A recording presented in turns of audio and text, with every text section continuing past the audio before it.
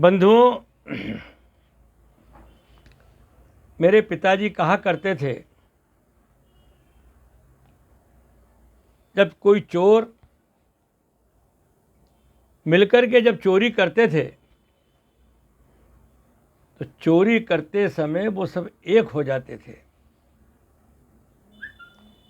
चोरी करने के बाद जब माल लेकर के आते थे तो फिर उनमें जूतम पेजार होती थी, झगड़ा होता था माल के बंटवारे पर। उसमें जो बड़ा चोरों का सरदार ये कहता था कि मेरी बहुत बड़ी ताकत थी और मेरे कारण ही तुम सफल हुए हो, मुझे हिस्सा ज़्यादा दो। तो दूसरे चोर कहते थे कि भैया मेहनत तो हमने भी करी है यार, तो हमारा हिस्सा बराबर है। पर इसी बात पे झगड़ा होता था। पर मेरा इशारा आप समझ गए होंगे। आज बंधुओं, हमारे इस देश में एक विपक्षी पार्टियां आज लोकतंत्र की दुहाई देती है, संविधान खतरे में है और देश को बचाना है। बंधुओं, वो देश की तो बात करते हैं, असली मकसद उनका ये है हमें तो मोदी को हटाना है, हमें तो मोदी को हटाना है। ये उनके पीछे भावनाएं हैं। क्या जब एक मकान 4 खंबे पे टिका हो, जैसे उदाहरण आने वाले विधानसभा चुनाव में मध्य प्रदेश, राजस्थान, छत्तीसगढ़ और तेलंगाना, ये 4 खंबे हैं और 4 खंबे के ऊपर छत, उसके बाद इमारत बनी हुई है। तो ये सोचते हैं कि चारों खंभों को गिरा दो तो इमारत अपने आप नीचे आ जाएगी।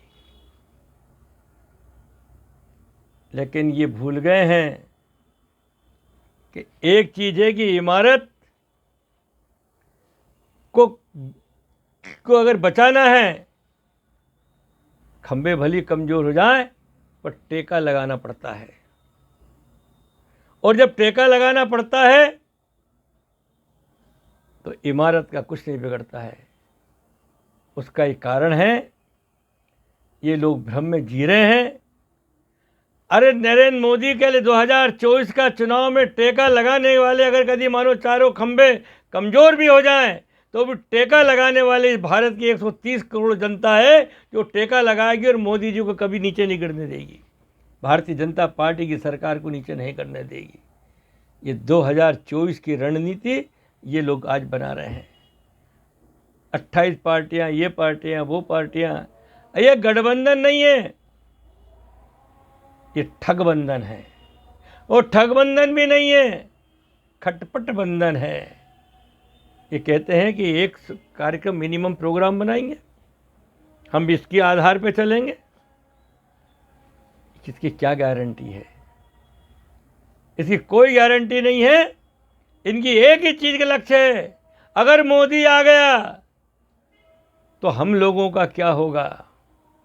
क्योंकि भोपाल की जनसभा में जिस प्रकार हुंकार मोदी जी ने भरी भ्रष्टाचारियों के खिलाफ, घोटालेबाजों के खिलाफ, उनमें सब में हड़कंप हो गया। क्योंकि सब में कहीं न कहीं ये पार्टी के जो लोग हैं, विपक्ष के लोग घोटालों में फंसे हुए हैं, इसलिए उस मजबूरी के अंदर एक हो रहे हैं और जनता को बेवकूफ़ बना रहे हैं। ये संविधान खतरे में, देश खतरे में है, महंगाई, बेरोजगारी की बात करते हैं। मेरे बंधुओं, ये एक प्रकार से मोदी को हटाने की एक रणनीति चल रहे हैं। पर आज मोदी के साथ 130 करोड़ भारतीयों की शक्ति तो आज है, साथ में पूरे विश्व की शक्ति भी है कि मोदी अगर है तो विश्व भी सुरक्षित है।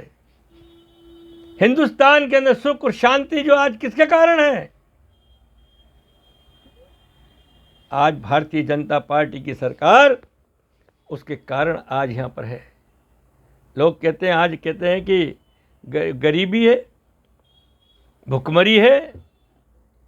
मेरे मित्रों, आज हमने गरीब लोगों के लिए जो अनाज कई वर्षों से हम देते चले आ रहे हैं, उसके पीछे कारण क्या है? उसका पीछे कारण है कि हम देश की जनता को भूखा नहीं सुलाएंगे। हम देश की जनता को, हम उनकी को गरीबी को से लड़ाई लड़ने के लिए उनके पेट पे रोटी चाहिए, आज भूख रोजे, आज हम अनाज उनको दे रहे हैं राशन के माध्यम से गरीब लोगों को।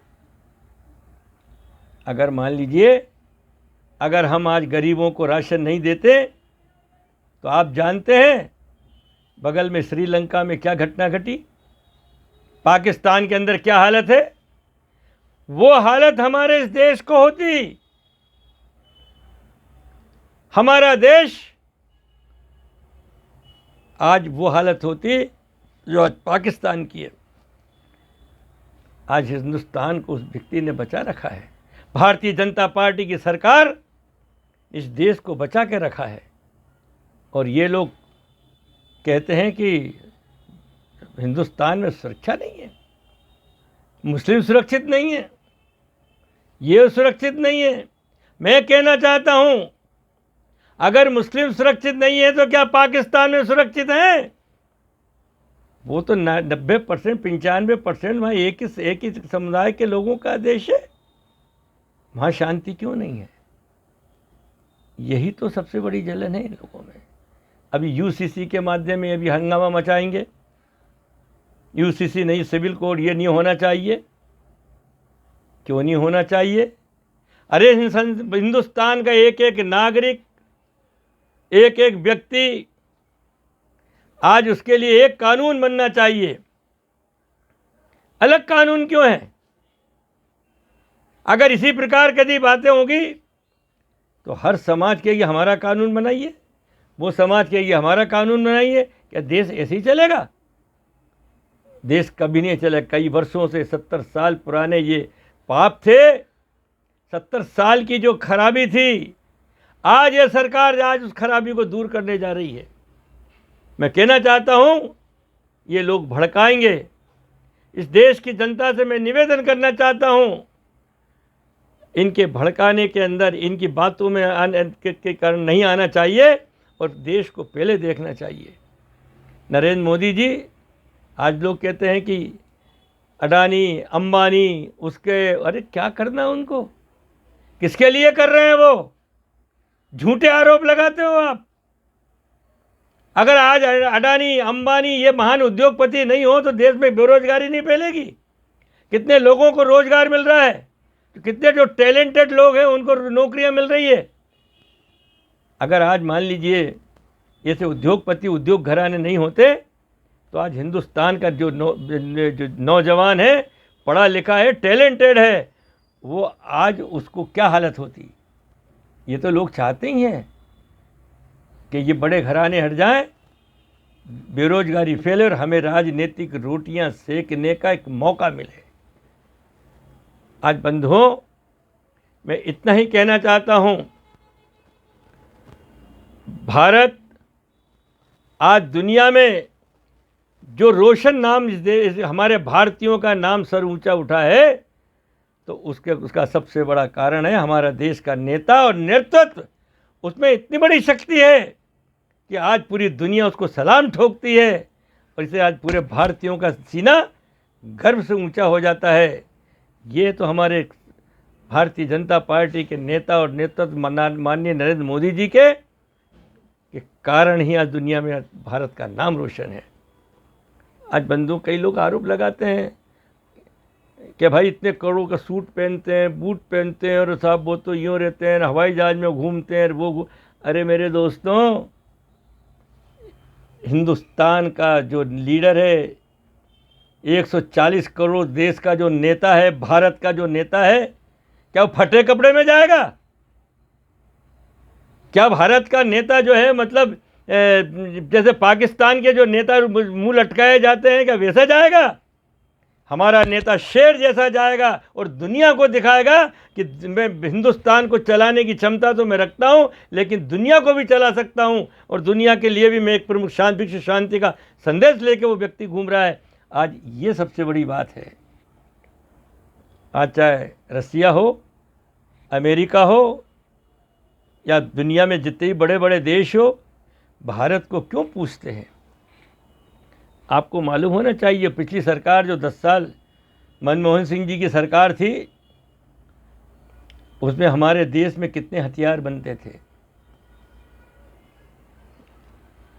हमारे देश के अंदर हथियार की जो खरीदी के लिए कोई ऑर्डर ही नहीं था तो अब पड़े हुए थे। वो क्यों थे? उसके पीछे चाइना का षड्यंत्र था, क्योंकि वो लोग चाहते नहीं थे कि हिंदुस्तान के अंदर परमाणु हथियार बने, हिंदुस्तान के अंदर वो हमसे खरीदें, ये बनाए नहीं। आप जानते हैं यूक्रेन की हालत क्या हुई? यूक्रेन अगर उस समय परमाणु हथियार को ख़त्म नहीं करता इन लोगों देशों के कहने में आके, तो आज रसिया उनके ऊपर हमला नहीं कर सकता था। आज बंधुओं, आज हम हिंदुस्तान बचा हुआ है तो उसका मूल कारण है कि हम रक्षा के मामले में बहुत मजबूत हैं और मजबूत होते जा रहे हैं। अरे हम तो चंद्रमा और मंगल पे पहुंचने की कल्पना करते रहे, कल्पना हो करके जो देश बताएगा। इसरो को धन्यवाद देना चाहिए, हमारे वैज्ञानिकों को देना चाहिए कि आज वो दुनिया के अंदर हिंदुस्तान का तिरंगा चंद्रमा पे तो फहराएगा ही फहराएगा, लेकिन मंगल ग्रह पे भी एक दिन फहरा के बताएगा। इस पर हमारे भारतीयों को तो गर्व होना चाहिए। और ये विपक्षी पार्टियां हैं, अब इनकी हालत ख़राब है। अब कह रहे हैं कि अब क्या करें क्या नहीं करें, अब एक हो जाओ, एक हो जाओ, एक हो जाओ। भाई एक तो हो जाओ, माल फिर आएगा क्या? बोले बंटवारे पे देख लेंगे किसको क्या हिस्से में मिलता है, किसको नहीं मिलता है। ये असल में लोग जो है कई घोटालेबाज, मैं सबकी बात नहीं कहता हूँ, कई पार्टियां घोटालों में अखंड डूबी हुई है और अपने घोटालों को बचाने के लिए जनता का सहारा लेके और भ्रमित करने जा रही है। और अंत में आप निवेदन है कि हमको भ्रम में नहीं रहना चाहिए, भ्रमित नहीं होना चाहिए। भारतीय जनता पार्टी अगर है तो हमारा देश सुरक्षित है, और देश सुरक्षित है तो हम सुरक्षित हैं, और हमारा धर्म सुरक्षित है। ये देश मजबूत, पहले देश होना चाहिए, उसके बाद सारी बात की बात है। मोदी है तो सब कुछ है, मोदी है तो मुमकिन है, और मोदी है तो हमारा देश मजबूत होगा।